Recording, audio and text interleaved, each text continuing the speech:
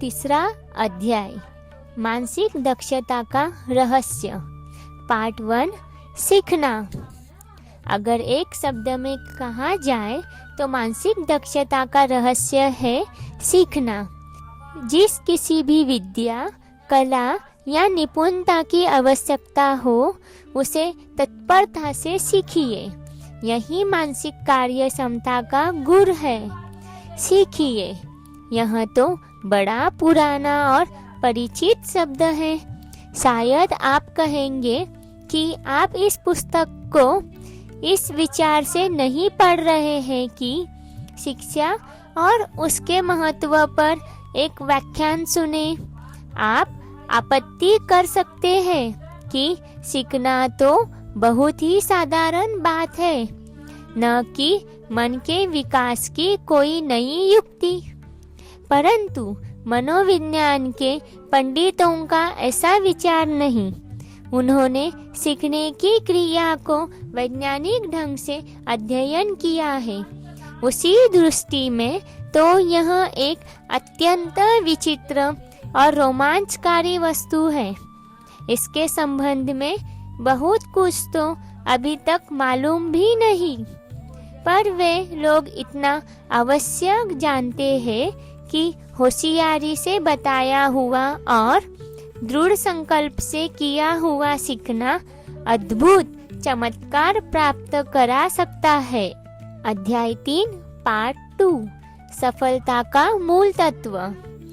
मनोवैज्ञानी बड़ी दिलचस्पी और कौतूहल के साथ एक औसत आदमी के जीवन की एक अत्यंत सफल जीवन से तुलना करते हैं।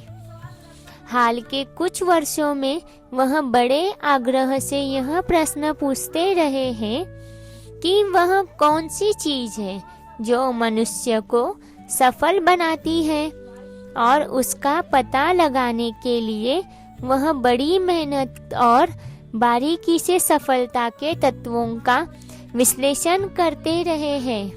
इस प्रश्न का उत्तर यह जान पड़ता है कि सफल सीखने वाला ही मनुष्य सफल होता है, चाहे प्रारंभ में वह कितना ही कच्चा या अयोग्य हो, पर वह अपने को अनुशासित और सुव्यवस्थित कर लेता है। वह अपने को गढ़ लेता है और अपनी शक्तियों को अपनी आवश्यकताओं के अनुरूप बना लेता है। उदाहरण के लिए यह बात अच्छी तरह प्रमाणित हो चुकी है कि यदि एक मनुष्य का चुनाव किसी ऐसे पद के लिए करना हो जहां से आगे तरक्की का अवसर हो, तो उस उम्मीदवार से कहीं ज्यादा आशा की जा सकती है जिसने अपने को अच्छा सीखने वाला सिद्ध कर दिया है, बनिस्बत एक दूसरे व्यक्ति के जो चुनाव के समय उससे जानकारी में श्रेष्ठ है, पर जिसकी आदतें बिल्कुल जमी हुई हैं और जिसमें नए नए कामों के प्रति साहस तथा उत्साह का अभाव है। इसी तरह किसी संस्था में नई भर्ती करने के लिए जो लोग चुनाव करते हैं, उनका ध्यान इस ओर नहीं रहता कि एक नव युवक के पास कितना ज्ञान उन विशेष क्रियाओं का है जिन पर की संस्था का काम अवलंबित है, बल्कि उनका झुकाव उन नव युवकों की ओर रहता है जिन्होंने अच्छी सामान्य शिक्षा प्राप्त की है और तीव्र प्रतियोगिता में उत्तमता से परीक्षाएं पास की है। अनुभव से यही सिद्ध होता है कि ऐसे लोग अधिकतर सीखने की योग्यता और तत्परता रखते हैं और स्वयं काम करने वाले होते हैं। दुनिया में किसी भी क्षेत्र में जो अनुभवी मनुष्य बड़ी जिम्मेदारियों के काम करते हैं, उन्हें जब अपने कार्यों को चलाने के लिए सबसे उपयुक्त व्यक्तियों की आवश्यकता होती है, तब वे उम्मीदवारों में सीखने की प्रमाणित योग्यता ही को सबसे आशाजनक अकेला लक्षण समझते हैं। जिसने अब तक अपने को एक उत्सुक और सफल सीखने वाला सिद्ध कर दिया है, उसी से यह आशा की जा सकती है कि वह आगे चलकर भी नई बातें सीखकर नए प्रश्नों, नए कामों और नई परिस्थितियों का मुकाबला सफलता से कर सकेगा।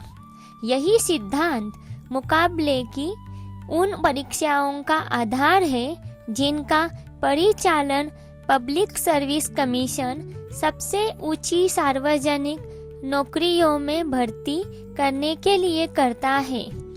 न केवल प्रारंभिक जीवनों का बल्कि पूरी जीवनों का भी प्रमाण इसी दिशा में संकेत करता है। जिस किसी ने भी बड़ी सफलता प्राप्त की है वह पहले से ही बड़ा मनुष्य न था, वरन उसने अपने को बड़ा बनाया। उसने अपने में परिवर्तन किया और अपने को विकसित किया। वह तेज और योग्य सीखने वाला था। जब हम महापुरुषों की जीवनियों पर दृष्टि डालते हैं और उनके अनंत को देखकर प्रारंभ को समझने का प्रयत्न करते हैं तो और सब सत्यों से अधिक वे इस सत्य को प्रमाणित करते जान पड़ते हैं कि इसी कारण बने कि वे बड़े सीखने वाले थे। वे अपनी सीमाओं से असंतुष्ट थे।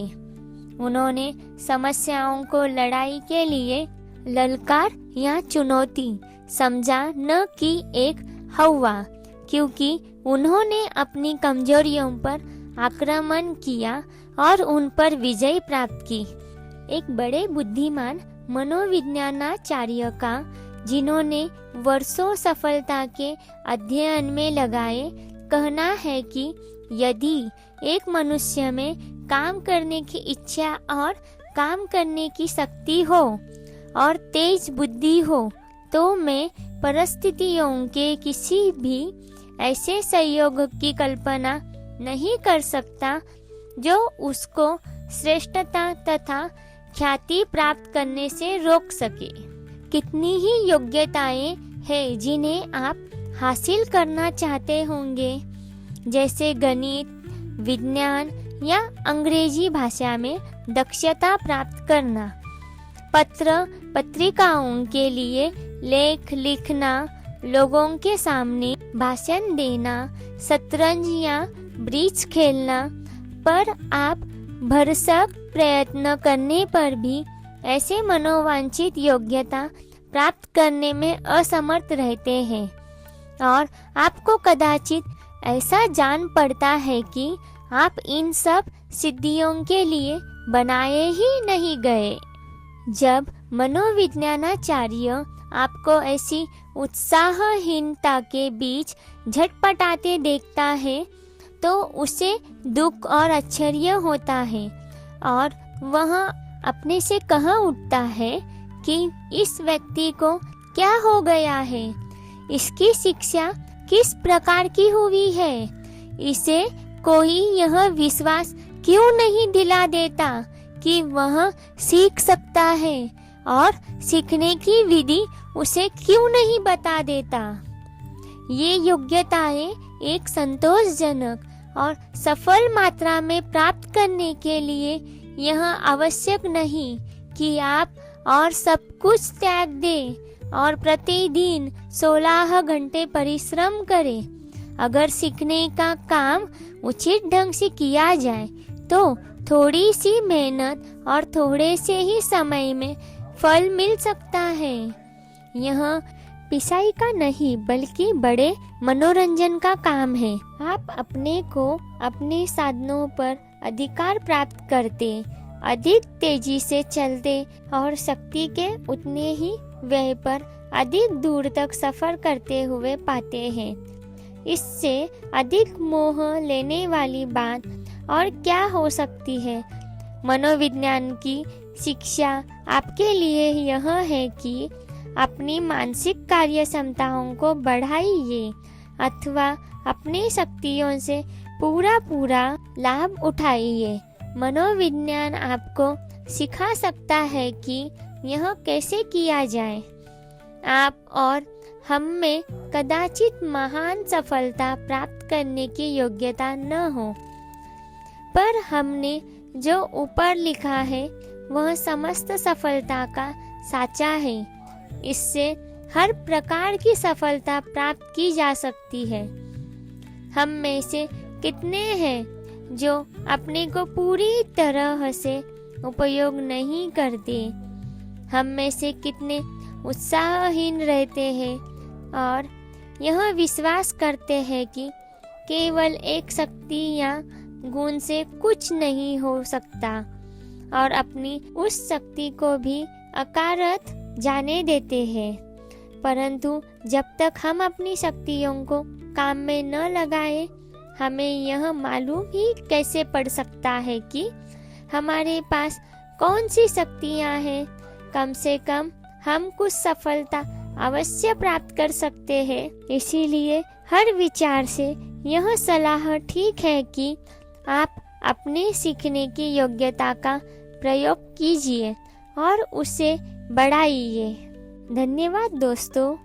हम अगले पाठ में जानेंगे अध्याय 3, पाठ 3, शिक्षा द्वारा उन्नति की संभावना।